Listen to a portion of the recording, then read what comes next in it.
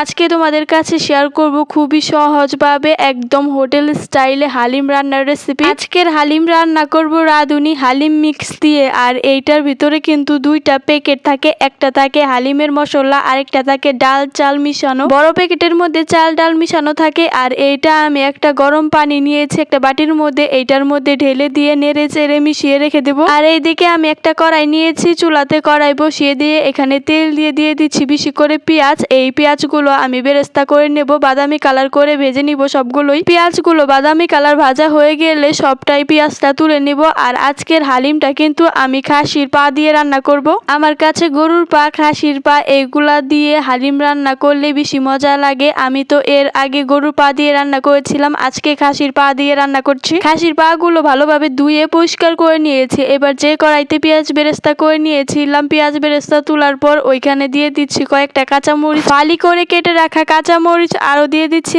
1 চামচ আদা বাটা, 1 চামচ রসুন বাটা, এলাচ বাটা, দারচিনি বাটা, ধনিয়া গুঁড়ো, মরিচ গুঁড়ো, আরও দিচ্ছি হলুদ গুঁড়ো, পরিমাণ মতো লবণ। পেঁয়াজ বেরেস্তা দিয়ে এবার নেড়ে চেড়ে নেব। এখানে কিছুটা পানি দিয়ে মশলাগুলো কষিয়ে নিব। মশলাগুলো হালকা কষিয়ে এখানে দিয়ে দিব 1 চামচ জিরা গুঁড়ো। আর হালিম মিক্স প্যাকেটের ভিতরে যে মশলা ছিল ওইখান থেকে 3 ভাগের 2 ভাগ মশলা দিয়ে দিব। এরপর আবারও একটু নেড়ে চেড়ে 2 মিনিটের মতো মশলাগুলো কষিয়ে এবার খাসির পা দিয়ে নেড়ে চেড়ে সবটা মিশিয়ে নিব। এরপর ঢাকনা দিয়ে ঢেকে কিছুটা সময় কষিয়ে নিয়েছি। আর কষানো হয়ে গেলে এবার এখানে দিয়ে দিচ্ছি বেশি করে পানিটা দিয়ে নেড়ে চেড়ে এবার অনেকটা সময় রান্না করে নেব, যাতে পাগুলো একদম সিদ্ধ হয়ে যায়। এ পর্যন্ত আমি রান্না করে নিব। পানিটা শুকিয়ে যখন মাংসগুলো সিদ্ধ হয়ে যাবে ওই সময় আগের থেকে যে ডাউলগুলো বেজিয়ে রেখেছিলাম ওইটা দিয়ে দিচ্ছি। আর 1 বাটি দিয়ে দিচ্ছি পানি। এবার কিছুটা সময় রান্না করে নেব।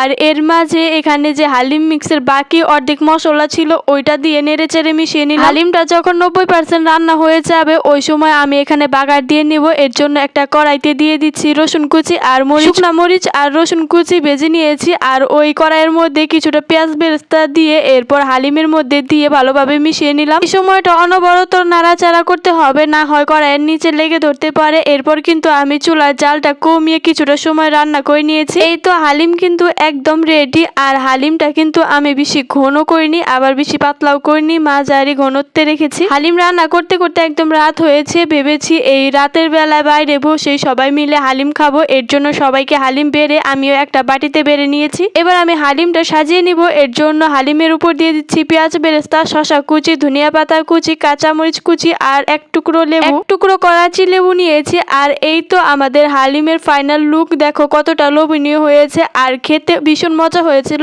একদম দোকানের মতো। বাড়ির সবাই তো এই হালিম খেয়ে বলছিল হোটেলের থেকেও বেশি মজা হয়েছে হালিম রান্নাটা। সত্যি হালিমটা খেতে ভীষণ মজা হয়েছিল, তোমরাও বাড়িতে ট্রাই করতে পারো, খেতে কিন্তু ভীষণ মজা হয়। তো আজকের ভিডিও এ পর্যন্তই, সবাই ভালো থেকো, আল্লাহ হাফেজ।